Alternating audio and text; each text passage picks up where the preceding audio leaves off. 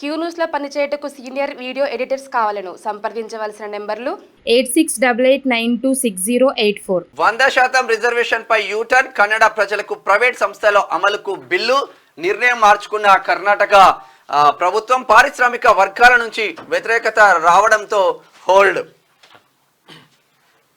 వెనక్కైతే తగ్గింది కర్ణాటక రాష్ట్రంలో ప్రైవేట్లో 75% 100% రిజర్వేషన్ పై యూటర్న్ కన్నడ ప్రజలకు ప్రైవేట్ సంస్థల అమలుకు నిన్న అందులో మంత్రివర్గంలో నిర్ణయం తీసుకొని మొత్తం 75% కన్నడీలకే ప్రైవేట్ ఉద్యోగాలలో వీళ్ళు ఉండాలి, మిగతా వాళ్ళు వెళ్ళిపోవాలి. కంప్లీట్ గా కన్నడీయులనే 70% ప్రైవేట్ ఉద్యోగాలలో అట్లా అంటే మేము ఐటీ కంపెనీ మేము అందరం వెళ్ళిపోతాం, కంపెనీలన్నీ హెచ్చరించడంతోనే మళ్ళా మేము ఇంటి నుంచి వెళ్ళిపోతాం, మేము ఉండం ఇక మీరు అట్లా 75% అంటే మాకు మ్యాన్ పవర్ మరి ఉండరు కదా అని చెప్పేసి అన్నారంట. అంటే మళ్ళీ వెనకకి తీసుకున్నారు. అంటే వాస్తవానికి ప్రైవేట్ సంస్థల్లో రిజర్వేషన్ రావాలన్నది చాలా కాలం నుంచి జరుగుతున్నటువంటి డిమాండ్. అది తద్వారా ఏమైంది, ఇప్పుడు హైదరాబాద్ లో ఐటీ కంపెనీలు చాలా ఉన్నాయి. ఈ ఐటీ కంపెనీల్లో మెజారిటీ అంటే 10% కూడా ఉంటారు ఇప్పుడు తెలంగాణ. 80-90% పబ్లిక్ ఇతర రాష్ట్రాల నుంచి వచ్చినటువంటి ఐటీ రంగం వల్ల ఉంటాయి. కేవలం 10% మంది మాత్రమే మన వాళ్ళు ఉంటారు. వాస్తవానికి కూడా మన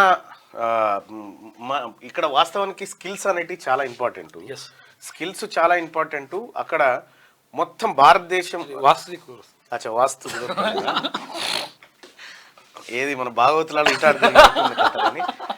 అయితే వాస్తవానికి భారతదేశం ఎందుకు ఇటువంటి అంశాలను ఎదుర్కొంటా ఉంది అని అంటే, మొత్తం ప్రపంచవ్యాప్తంగా టాప్ 300 యూనివర్సిటీస్ తీసుకుంటే, టాప్ 300 యూనివర్సిటీస్ ఏవైతే ఉన్నాయో, కేంబ్రిడ్జ్ యూనివర్సిటీ, తర్వాత కొలంబియా యూనివర్సిటీ, ఆక్స్ఫర్డ్ యూనివర్సిటీ, ఇటువంటి టాప్ 300 యూనివర్సిటీలు, టాప్ 300 ఉంటే భారతదేశంలో అన్ని దేశాల్లో కలిపి ఇందులో భారతదేశంలో ఉన్నటువంటి యూనివర్సిటీలు 0, ఒక్కటి లేదు. మన భారతదేశంలో చదువుతున్నటువంటి చాలా మంది, ఇది విద్యాంశం చెప్తా ఉన్నా, చాలా మంది 100 మంది చదివితే కేవలం 20% మందే పనికి అవసరమైన నిపుణత సాధిస్తున్నారు. 20% మంది అక్కడికి వస్తుంది చదువు. ఈ 80% మంది ఒట్టిదేగా. ఈ రకంగా ఇదే కాదు, ఇంకా ఇప్పుడు ఈ యూనివర్సిటీలే కాదు, ఇంకా అన్ని రంగాల్లో దేశం పరిస్థితి ఇలాగే ఉంది. అంటే ఏ రంగంలోనైతే ముందుండానో ఆ రంగంలో వెనుకబడ్డాం. ఈ వాస్తవానికి ఈ రంగంలో ముందుండాలి.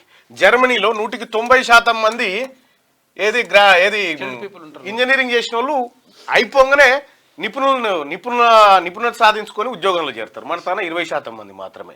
ఇక మిగతాదంతా ఉత్తదే, పేరుకే డిగ్రీ ఉండాలనేటువంటి చర్చ.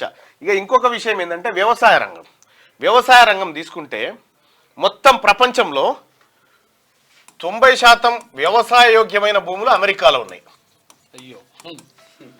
40 కోట్ల ఎకరాల భూములు భారతదేశంలో ఉన్నాయి. ఈ 40 కోట్ల ఎకరాల భూముల్లో కేవలం మనం ఎక్కువ ఏం పండిస్తామంటే వరి, పత్తి, ఇటువంటివి పండిస్తాం. వరి 1 కిలో బియ్యం పండియడానికి 5,000 లీటర్లు కావాలి. 1 కేజీ రైస్ పండించడానికి 5,000 లీటర్లు కావాలి. పత్తి కేజీ పండించడానికి 10,000 లీటర్లు కావాలి. ఎక్కడి నుంచి వాస్తవానికి ఈ 2 పంటలకు వర్షాధారితమైనటువంటి వాగులు, వంకలు, చెరువుల ద్వారా వాడితే ఇబ్బంది ఏం లేదు. కానీ భూగర్భ జలం నుంచి కూడా వీటిని పారిస్తా ఉన్నాం కాబట్టి ఈ పరిస్థితి ఏర్పడ్డది వ్యవసాయ రంగం. ప్రతి 7గురిలో ఒకరు ఆకలితో చచ్చిపోతూ ఉన్నారు మన దేశంలో. ఇప్పటికి కూడా ప్రతి 7గురిలో ఒక గడిచిన 10 సంవత్సరాల్లో అన్ని రాష్ట్రాలు కలిపి 5 లక్షల కోట్లు రుణమాఫీ చేసినాయి. నిన్న జరిగినటువంటి తెలంగాణ రుణమాఫీతో కలిపి కాదు, అది కాకుండా 5 లక్షల కోట్ల రుణమాఫీ చేసినాయి. అంటే ఈ రంగం మీద వాస్తవానికి జర్మనీ, జపాన్ 10% మాత్రమే వ్యవసాయం మీద ఉంటుంది. జర్మనీ 1.5% మాత్రమే వ్యవసాయం మీద ఆధారపడుతుంది. వీళ్ళు ఏం చేస్తారంటే ఈ నీటి వనరులను ఖర్చు కాకుండా మన దగ్గర నుంచి ఇతర దేశాల నుంచి బియ్యం ఇవన్నీ కొనుక్కొని పోతారు. మనం ఎక్కువ నీళ్ళు ఖర్చు పెట్టి తక్కువ పంట పండిస్తూ ఉన్నాం. వ్యవసాయం ఈ రకంగా ఇబ్బంది జరుగుతూ ఉంది. దాదాపు 40% మంది మనం వ్యవసాయం మీద ఆధారపడి బతుకుతా ఉన్నాం. ఇక్కడ జపాన్కి వచ్చేసరికి 10%, జర్మనీకి వచ్చేసరికి 1.5%, ఇటలీ ఇంకా తక్కువ. ఈ రకంగా వ్యవసాయం ముఖ చిత్రం ఉంది. ఇక్కడ తక్కువ నీళ్లతోని ఎక్కువ పంటలు పండే కూరగాయలు మాత్రం మనం పండించాం. ఇక అవే ఇంపోర్ట్ చేస్తాం ఎక్కువ, అక్కడి నుంచి ఇక్కడి నుంచి తృణధాన్యాలు కూరగాయలు ఇవి పండించాం. భూగర్భం నుంచి నీళ్లు తీసుకొస్తే ఏడుంటది. మొన్నటిసారి 10 కోట్ల ఎకరాల భూమి పడవ పెట్టాం వటిగానే, సాగుయోగ్యమైన భూమి నీళ్లు లేక. వ్యవసాయ రంగంలో సమూలమైన మార్పులు రాకపోతే వ్యవసాయం ఎప్పటికి కూడా పండగ కాదు. అదిగా ఎప్పటికి దండగనే అవుతుంది. భూగర్భ జలాలన్నీ ఖతమైపోతాయి, వనరులన్నీ ఖతమైపోతాయి. తద్వారా మనం ఎన్ని రుణమాఫీలు చేసుకుంటూ పోయినా వ్యవసాయం ఏం గట్టెక్కది. నూతన పద్ధతులు రావాలి. నూతన పద్ధతులు వస్తేనే వ్యవసాయం బాగుపడుతుంది. ఇప్పుడు గత ప్రభుత్వాలు చేసినాయి, చాలా ప్రభుత్వాలు చేసినాయి, రుణమాఫీలు చేసుకుంటూ పోతే ఇప్పుడు తెలంగాణ ప్రభుత్వం దాదాపు 31,000 కోట్ల రూపాయల రుణాలు మాఫీ చేయబోతా ఉంది. ఇది పోనీ మరి రైతులకు ఏమైనా కాదు, బ్యాంకర్లకు కట్టేటువంటి పైకం. మరి దీని తర్వాత మళ్ళీ తెచ్చుకుంటారు, మళ్ళీ రుణమాఫీ. కానీ ఇక్కడ వస్తున్నటువంటి మార్పు ఏమన్నా ఉందా? ఏమీ లేకుండా పోయింది, ఏమీ లేకుండా పోయింది. అయితే ఇక్కడ మనం ప్రభుత్వాలు ఆలోచించాల్సింది ఏంటంటే, మనము తక్కువ నీళ్ళతో పండే పంటలేమో ఇంపోర్ట్ చేసుకుంటున్నాము, ఎక్కువ ఖర్చు పెట్టి పండిస్తున్నామో ఎక్స్పోర్ట్ చేస్తూ ఉన్నాం. ఇది ప్రమాదకరమైనటువంటి సూచన.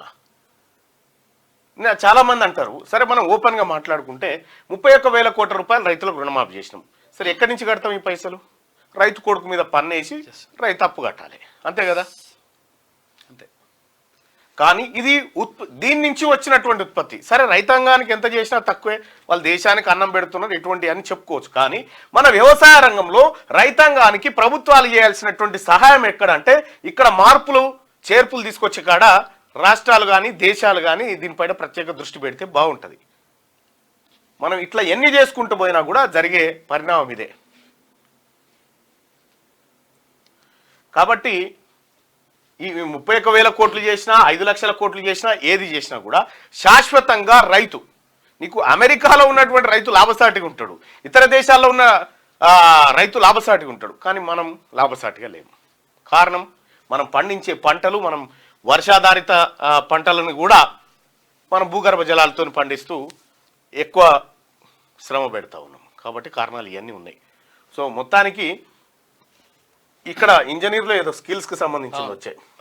స్కిల్ యూనివర్సిటీ అంటున్నాం. వ్యవసాయ రంగంలో అదే పరిస్థితి, విద్యారంగంలో అదే పరిస్థితి. ప్రపంచవ్యాప్తంగా 300 యూనివర్సిటీలు టాప్ 300లో ఒక్క ఇండియాది లేదంటే మీరు అర్థం చేసుకోరు. ఇక ఒక్క ఇండియా యూనివర్సిటీ లేదు. ఇక మన చదువులు గట్లుంటాయి. ఇంకా రకరకాలు ఉన్నాయి, రోజు కూడా చెప్పుకుందాం. మీకు వార్తలు రాయడం, విశ్లేషణ చేయడం వచ్చా? అన్యాయాన్ని ప్రశ్నించడం తెలుసా? ఇంకెందుకు ఆలస్యం? క్యూ న్యూస్ మిమ్మల్ని ఆహ్వానిస్తుంది. క్యూ న్యూస్లో పనిచేయటకు అనుభవం గల కంటెంట్ రైటర్స్ కావాలను సంప్రదించవలసిన నెంబర్లు 8688926084.